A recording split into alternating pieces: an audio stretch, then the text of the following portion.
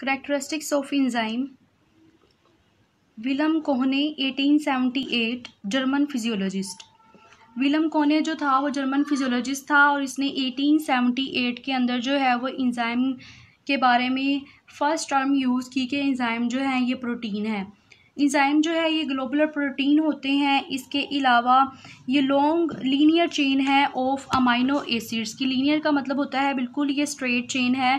For example अगर यहाँ पे हम देख सकते हैं कि फॉर एग्जांपल अगर हम ये कंसिडर करें कि ये बीड्स हैं और ये बीड्स आपस में ज्वाइन होते हैं बॉन्ड्स के ज़रिए से, तो ये बिल्कुल एक लीनियर चेन बन जाएगी। तो ये बीड्स ग्लोबुलर प्रोटीन के स्ट्रक्चर्स हैं और ये बिल्कुल एक लीनियर चेन बनाते हैं और ये अमाइनो एसिड से मिलके बने हैं। तो जो एक बीड है उसको हम बोलेंगे अमाइनो एसिड।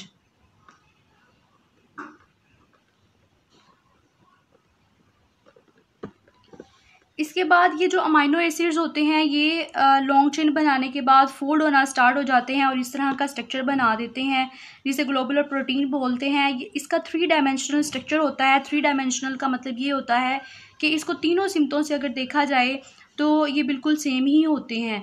इसके अलावा जी ये रिएक्शंस को मिलियन टाइम फास्टर करते हैं और ख़ुद ये कंज्यूम नहीं होते। ये इंजाइम की बहुत बड़ी स्पेशलिटी है कि ये जो रिएक्शन है उसको स्पीड अप करेंगे लेकिन ख़ुद ये यूज़ नहीं होंगे।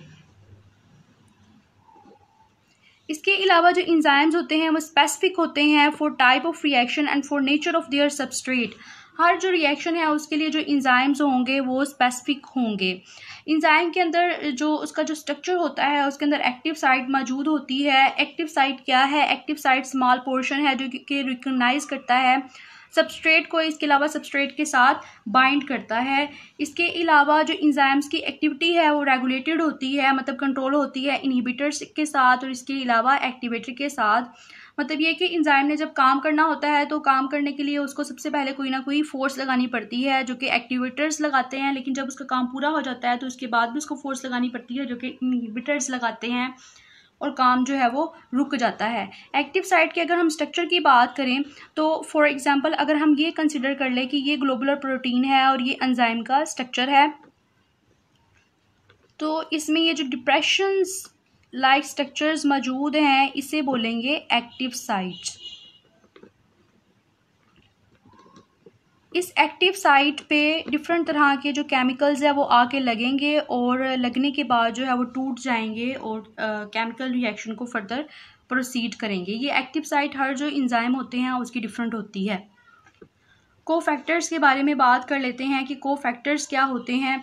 कोफैक्टर्स जो है बहुत ज़्यादा इम्पोर्टेंट टर्मिनोलॉजी है और ये पीपीएससी के क्वेश्चंस, पीपीएससी के पेपर में ये इससे रिलेटेड कोफैक्टर से रिलेटेड जो क्वेश्चन है वो बहुत ज़्यादा आता है। ज़रूरी नहीं है कि तमाम जो इंजाइम्स हैं उसके अंदर कोफैक्टर्स जो हैं वो मौजूद हो। कुछ इंजाइम्स होते हैं उसके अंदर कोफैक्टर्स मौजूद होते हैं, कुछ इंजाइम्स होते हैं जिसके अंदर कोफैक्टर्स जो है वो मौजूद नहीं होते। कोफैक्टर्स है क्या?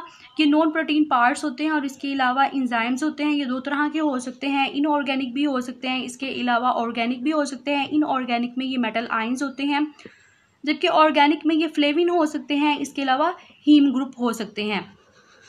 ऑर्गेनिक की अगर बात की जाए तो ऑर्गेनिक में जो नॉन प्रोटीन पार्ट है वो 2 तरह के होते हैं। एक जो है वो प्रोस्थेटिक ग्रुप है और दूसरा जो है वो कोएंजाइम है। प्रोस्थेटिक ग्रुप क्या है? ये टाइटली बाउंड टू इंजाइम्स। इस तरह के नॉन प्रोटीन पार्ट जो कि इंजाइम्स के साथ टाइटली बाउंड होते हैं इन्हें प्रोस्थेटिक ग्रुप बोलते हैं। Coenzymes loosely attached to enzymes और कोएंजाइम्स जो होते हैं वो लूजली अटैच्ड होते हैं। कोएंजाइम्स का काम क्या है? कोएंजाइम ट्रांसफर करते हैं केमिकल को from one enzyme to the other. इसके बारे में भी हम डिस्कस करेंगे कि कैसे जो कोएंजाइम्स है वो काम करते हैं, एक इंजाइम से दूसरे इंजाइम में केमिकल्स को किस तरीके से ट्रांसफ़र करते हैं। कोएंजाइम्स होते क्या हैं? ये मोस्टली वाइटामिन्स होते हैं, फॉर एग्जांपल राइबोफ्लेविन, थायामीन और इसके अलावा फॉलिक एसिड। ये इस बार 2022 के पीपीएससी के जो क्वेश्चन है उसके अंदर ये आया था, पेपर के अंदर ये आया था कि जो कोएंजाइम है वो मोस्टली क्या होते हैं। तो जो कोएंजाइम्स होते हैं मोस्टली वाइटामिन्स होते हैं।